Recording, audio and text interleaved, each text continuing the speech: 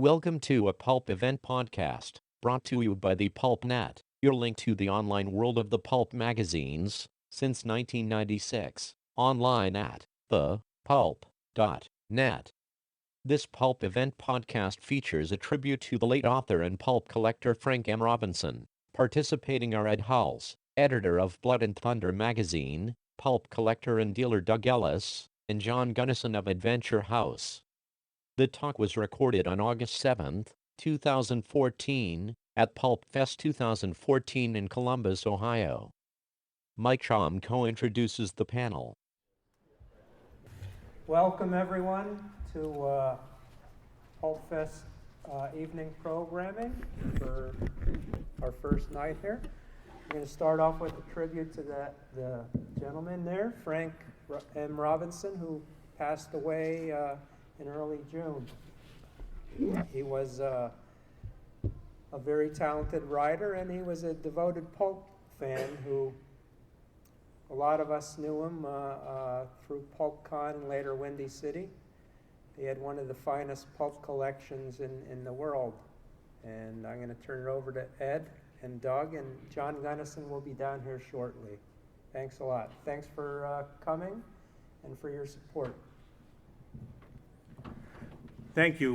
We're not going to make a big deal of this. It's going to be an informal tribute, but we did want to acknowledge Frank's passing because he was such a major force in this hobby, and incidentally a major force as a writer in some of the genres we love, such as especially science fiction. Of course, many of you may know that Frank, with his writing partner Tom Scorsia, wrote The Glass Inferno, which was one of two novels that was adapted to the movie The Towering Inferno.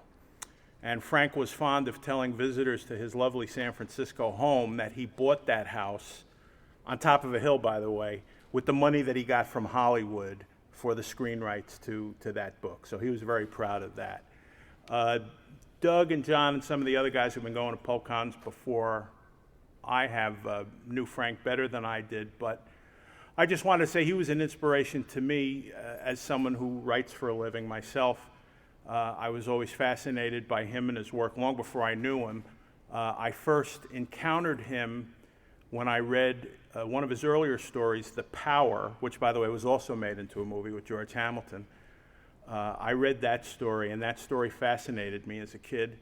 And I kept an eye out for Frank's name, and it never occurred to me, I never dreamed that I would not only get a chance to meet him, but to become friendly with him. And I certainly wasn't as close to him as Doug and John, but I was a guest in his house several times, and I was the beneficiary of his great stories. He had, of course, a wonderful pulp collection. Frank specialized in collecting some of the finest conditioned pulps that we've ever seen, and there was a story for every pulp. So if I was pulling down, say, a Weird Tales from 1936, he would say, now, I was at a flea market at Reseda, and this kid came up to me, and this would go on with every pulp. I mean, I once looked at his collection of Hugo Gernsback Amazing Stories, and it took us an hour and a half to get from 1926 to 1929. So that's the kind of guy he was. He was a great raconteur. I enjoy collecting high-grade pulps myself, and he was one of my inspirations. Shortly after I met him for the first time, which was sometime in the late 1990s, we shared a ride back to the hotel after PulpCon that year. And we were talking about this and that, and he mentioned something that he picked up, and I mentioned something that I had picked up. And then there was a third person who I don't recognize now, who brought something out of his briefcase to show Frank. And I forget what the pulp was, but it was in pretty rough shape. And Frank looked at it and said, "Oh, that's very nice." And then he handed it back to the guy and said very imperiously, "But I don't collect waste paper." So that was the kind of thing that he could say, and he could say it with a laugh. I don't know if the guy took offense or not, but I kind of chuckled. So Doug, what do you remember? You knew Frank longer than I did. What's his, your memories of first meeting him very quickly, the kind of guy he was, and what he meant to you? I actually don't remember the first time. Is this working right? Turned on. Maybe not. There you go.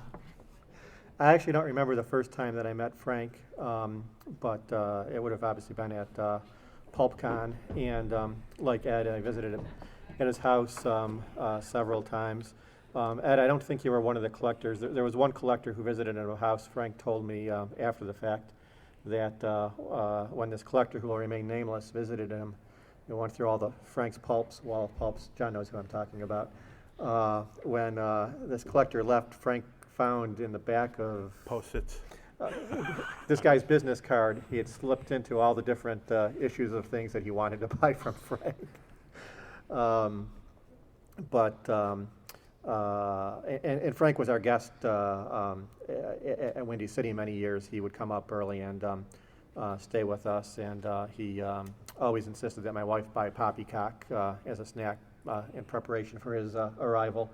And we always had to go to this Chinese place down the street, which was his favorite restaurant in the area, but it was... That and barbecue. That and barbecue, yeah, but the barbecue was messier. Yeah, well. And John, of course, John Gunnison managed the sale of Frank's collection when he finally decided to let it go, and that, of course, was a mammoth undertaking, which you may or may not want to share a few memories of. But and you knew him a lot longer. When did you first meet Frank? As I wrote in the Pulpster, oh God, so it was at least 30 years ago, thereabouts, when he called me up.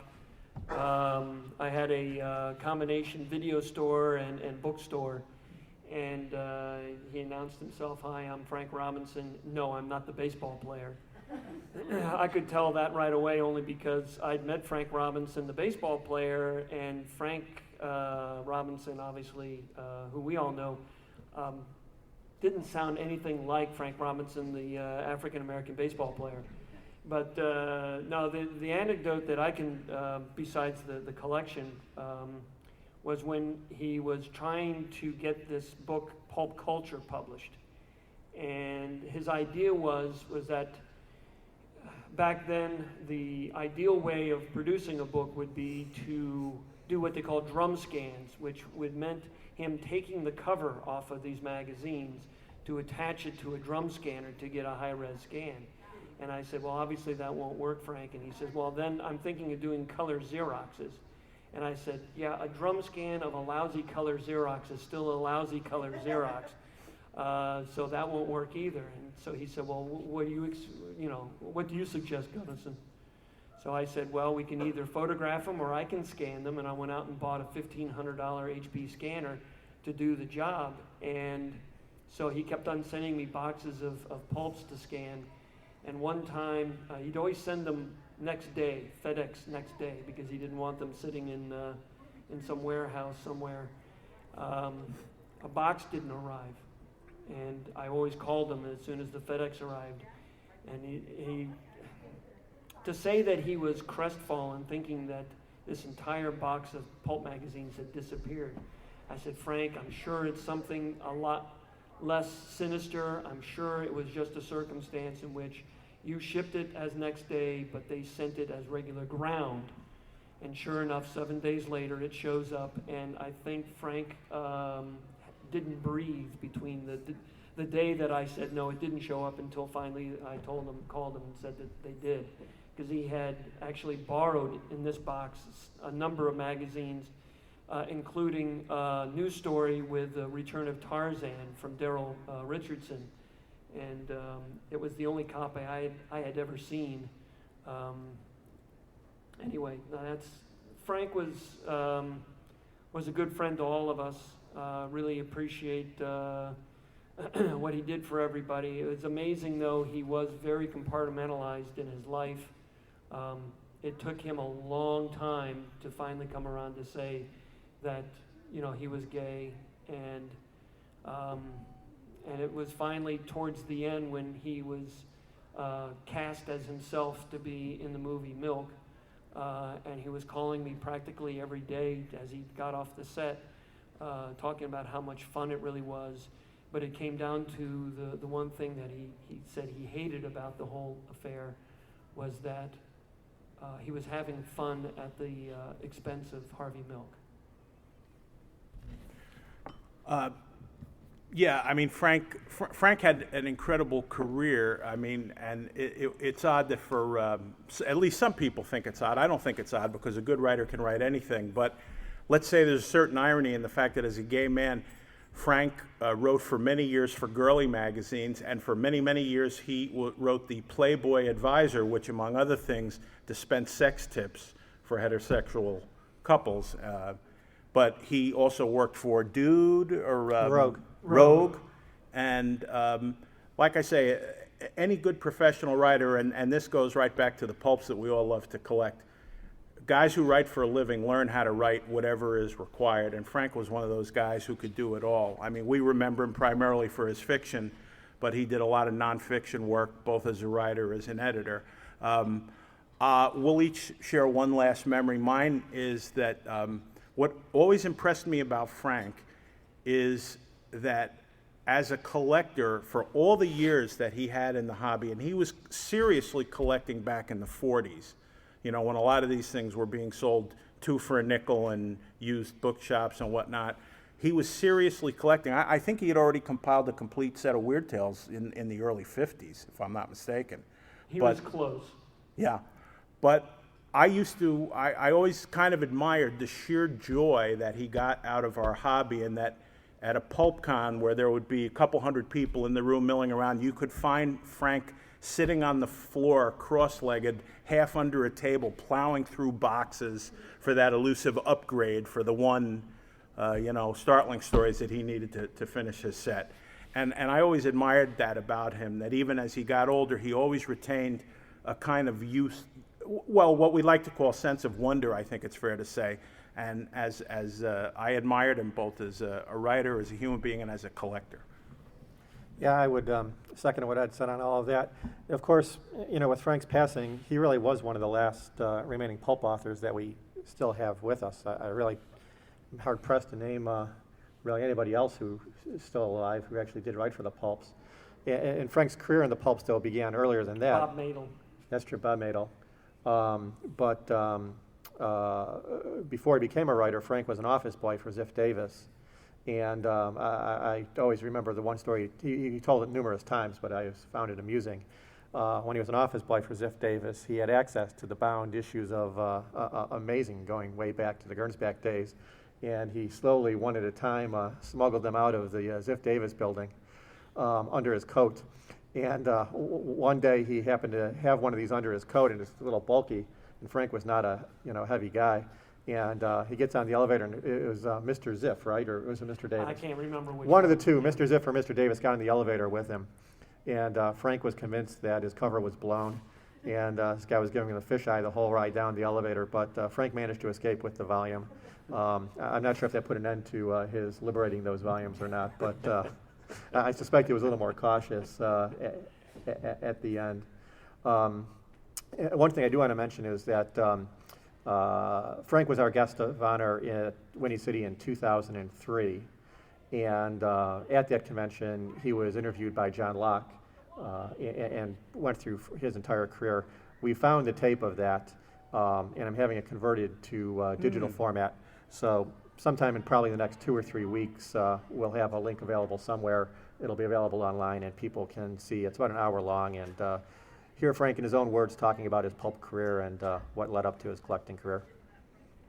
Frank really wanted to be, and when he finally decided that he wanted to sell the magazines, it was the earthquake. Boy, I don't remember which one it was precisely. I don't think it was the one during the World Series, but whenever it was, magazines were shaken off his bookshelf. And he said 6 months later he walked by and he realized he hadn't bothered picking any of them up. So he realized that, maybe it's time to go right ahead and sell them at this point. But even though he sold them, I must admit, I got probably every 6 months a phone call saying, "Did you really have to sell them?" And if he wasn't coming to Windy City, he'd always send me a list of things that I had to look out for. I said, "Frank, I can barely get out to do shopping for myself. I will look for you, but quite honestly, I don't know if I'll ever find stuff that you really, really want." Mostly, I just didn't want to spend his money for him, considering that done that. And he really wanted to be known as an author more than a magazine collector. So please get a chance, if you get a chance, do read his stuff, because it was very good. Dark Beyond the Stars is probably one of my favorite science fiction. That's a great book. And I'm really sad that that it was not able to be made into a movie. The screenplay is very, very good. Well, with that, I'd like to thank Doug and John, who we pressed into service at the last minute, and we're going to let them go back up and continue their dealer setup. And in the meantime, as you're walking around this week, as you're having fun, as you're listening to us talk about the golden age of science fiction, let's remember that one of our own was part of the tail end of that particular phenomenon, and I'm sure we'll all miss him. I'll certainly miss seeing him rummaging around the dealer's room. So let's think of Frank Robinson while we're here. He always had fun at events like this, and us having fun I think, is as good a tribute to his spirit as anything else. So again, thanks everybody for coming, and let's thank Doug Ellis and John Gunnison for participating.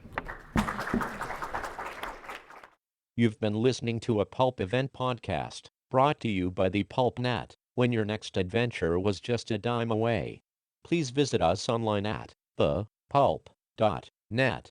Thank you for listening, and keep reading the pulps.